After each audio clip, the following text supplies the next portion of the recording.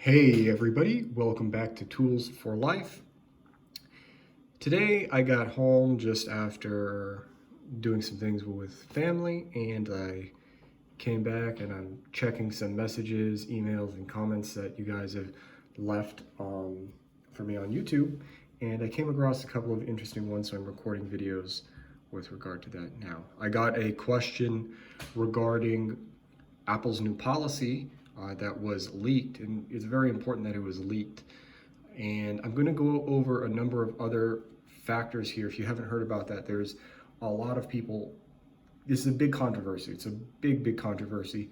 And I'm going to read an article for you, the article and the link to a very prominent cybersecurity professional. Let's just call it a peer, okay? Has raised some serious concerns, and he's right. A lot of people have raised some very serious concerns about this. And a lot of people aren't bringing up some extremely critical topics about this and some very concerning things. And I'm going to do that for you and hopefully answer your concerns. So for obvious reasons, I can't say the whole title of this article, but it says, quote, privacy company Apple plans to monitor all US iPhones for evidence of CP. We all know what CP is. By the way, a few things about me. I've volunteered for summer camps to teach kids lots of things, outdoor skills, foreign languages, and things like that. I've done a lot of work around children. I'm very supportive of children and things like that. So take that from my perspective. In my view, a lot of the nonsense that goes on in life is because bureaucrats and dictators want to say, oh, let's save the children, when in reality, that is just a way to get their foot in the door, to get other control. So as the old saying goes, if you aren't doing anything illegal, then you have nothing to fear from surveillance. Smartphones already act like tracking devices, broadcasting the whereabouts of their owners, but Apple is about to open the door to far more advanced forms of smartphone-based voluntary surveillance by launching a new program designed to detect and report iPhone users who are found to have CP, known by the academic speak acronym CSAM, which stands for Child S Abuse Materials.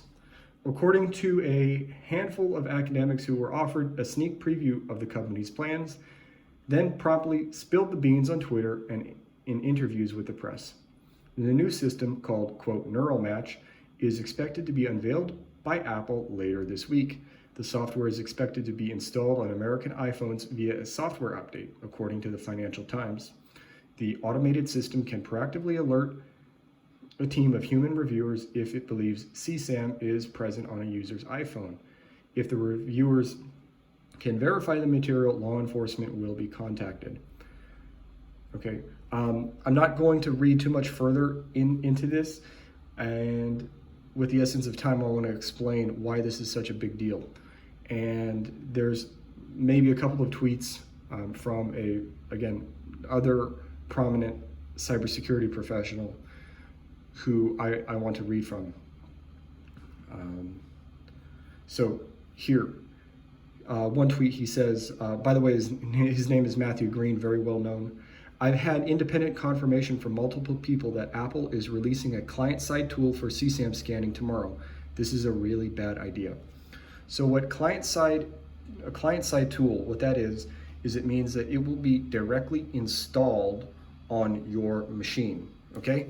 What it means in terms of directly installed on your machine is that during an update, Apple will put this service and feature set on your devices, and it will scan your files, okay?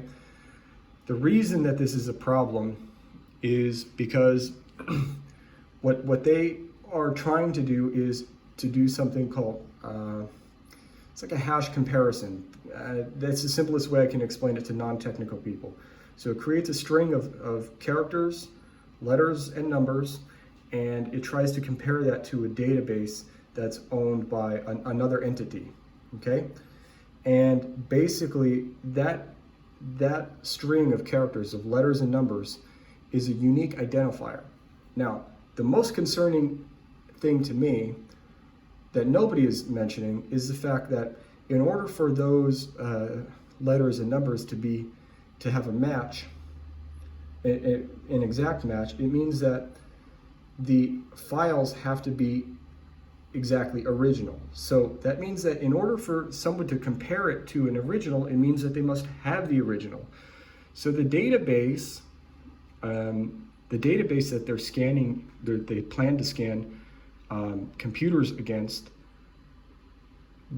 was generated using authentic images from illicit photos of minors. Okay, that is a major concern for me, a major concern. Like, I have a million questions around that. Like, how is that even legal? It's illegal to possess it. Who gives the authorization to possess it? What kind of people work in such a place where they have that on databases? I mean, if you're even a critically thinking person, you might think that, a person who's a bit sketchy might want to work there because it gives them a good cover story. I mean, there's just a million things wrong with that part alone. But the most concerning part about this is the fact that they will be scanning your computer. And they plan to use machine learning technology. A lot of people call machine learning technology artificial intelligence, or AI. Now, a big problem with AI as opposed to classical software is the fact that traditional software uses a known input with an expected output. And so what you do with this software is that you test, like you create, let's say, an accounting piece of software, right? Where you want to input numbers to see how much taxes you have to pay at the end of a fiscal year, for example. Okay? Well, if it doesn't work, if software doesn't work as you expect it, how are you able to test it? You're able to test it by knowing that an exact input should have an expected output. And then you can compare the input and output, and you can see if those things match up. Well, with machine learning and artificial intelligence, they don't always match up. And a big problem with this is that a lot of developers don't understand how software spit out the output when it comes to machine learning, because they use a lot of data points from a lot of different sources, and they don't understand the conclusions that the software came to. And so that's a big problem, because what it leads to is it leads to a lot of false positives. In the European Union, the EU is creating policy on this and trying to enact that policy into law, because there are companies out there who are trying to use machine learning and AI for scanning of resumes. So if you want to apply for a job, you go and they scan your resume, and basically what they do is they use their past hiring data to try to create predictive information on who the best candidates would be, right? But the problem with that is that it's ripe for prejudice, right? So the European Union has recognized this, and similar sort of things are taken into account with the medical field, right? So they're trying to get doctors to be assisted by AI, but they don't understand how that AI system came to suggest a specific treatment or action for a doctor to take, and that's potentially very dangerous. So those same concerns are addressed here. So what if this tool scans your computer and gives a false positive, and all of a sudden law enforcement is falsely alerted to you having violated a crime that you didn't actually violate, and then you're under investigation for something that's very, very serious and frankly very disgusting. Okay, it's potentially damaging to your life. All right, so that's very, very concerning. It's a reason why I have those books in front of me that everybody should read. Everybody should read. And finally, the most incredible concern that I have is that this has the ability to scan all of your files not just photographs. Okay, so there are some ways around this, and I'll talk about that in a moment. All right, but this isn't necessarily limited to photographs. It can eventually scan documents, and if you have things, documents that the government or anybody else would rather you not have, then that you can be alerted for whatever reason. They can ban books, they can ban types of documents that you're able to create. It's a very big opening to a Chinese communist-like control system. Okay, and it's extremely concerning, extremely concerning. If you're not worried about this, then you don't really understand the full nature of this.